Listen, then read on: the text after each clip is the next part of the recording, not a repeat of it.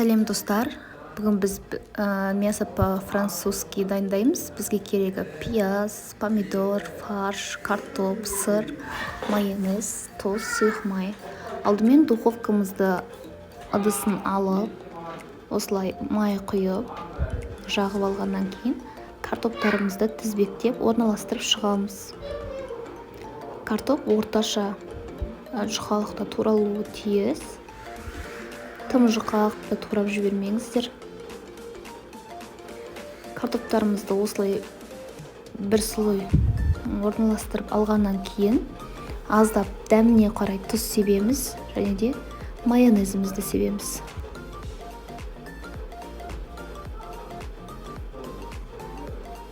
Жақсылап жағып, толықтай бетіне.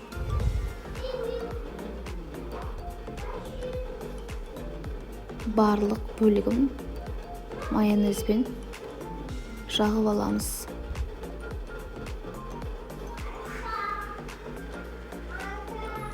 Енді бұдан кейін фаршымызды алып, осылай картоптың үстіне орналастырамыз.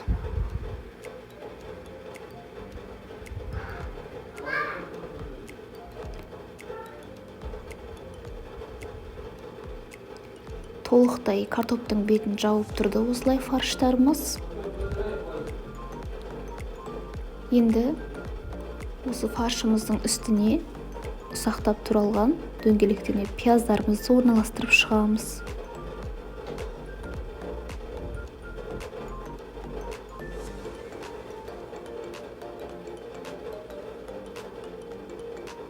Пиязымызды орналастырғаннан кейін енді картоптарымыздың келесі қабатын орналастырамыз.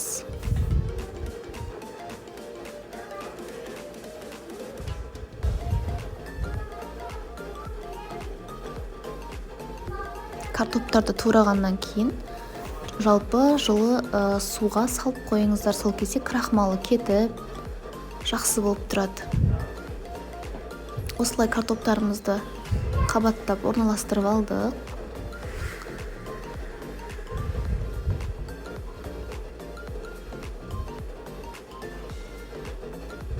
Толықтай фаршымызбен пиязымыздың бетін жабамыз.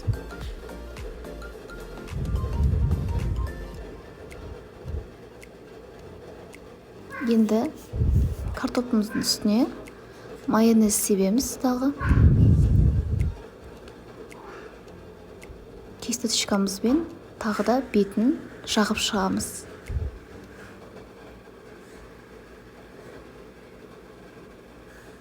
Және аздап тұз қосып жібереміз.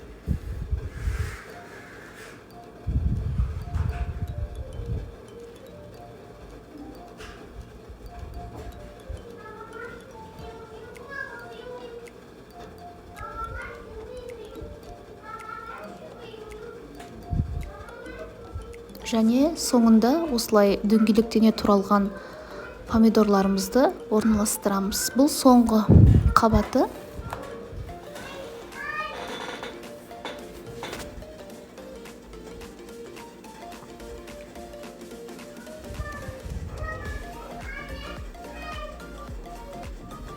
Осылай помидорларымызды орналастырғаннан кейін теркадан сырымызды өткіземіз.